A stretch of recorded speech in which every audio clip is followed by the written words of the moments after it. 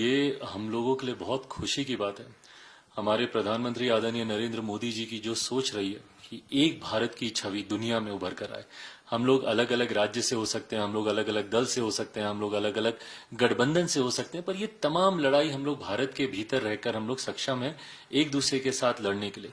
But जब ऐसे global platform पे हम लोग आते हैं, जब एक ऐसे अंतर्राष्ट्रीय मंच पर जब भारत आता है, तो जरूरी है भारत को एक साथ दिखना।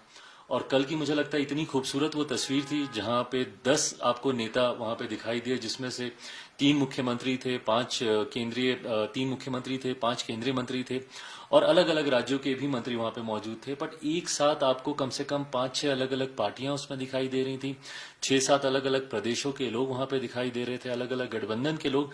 बट जिस तरीके से एकता के साथ, एकजुटता के साथ हम लोगों ने इंडिया फर्स्ट के नारे के साथ हम लोगों ने अपनी बातों को वहां पे रखने का काम किया, मुझे लगता है कि ये वो भारत की ताकत है जिसको आज अंतर्राष्ट्रीय स्तर पर भी पहचान मिल रही है। आज मैं कहीं पे भी जाता हूँ, लोग मुझे सिर्फ फूड प्रोसेसिंग इंडस्ट्रीज के मिनिस्टर के तौर पे नहीं बल्कि एक भारत के प्रतिनिधि के तौर पर देखते हैं। और जिस तरीके से मान सम्मान और जिस विश्वास के साथ वो आपसे बात करते हैं, कहीं ना कहीं उनकी बातों में भारत आने वाले दिनों में को वो एक डेस्टिनेशन के तौर पर देखते हैं। भारत पे वो विश्वास उनका है कि ये वो देश है जो उनको और आगे लेकर जा सकता है।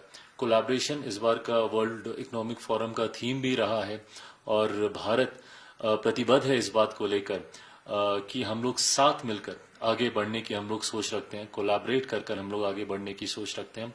और इस बार कई ऐसे खूबसूरत कोलैबोरेशंस देखने को मिले।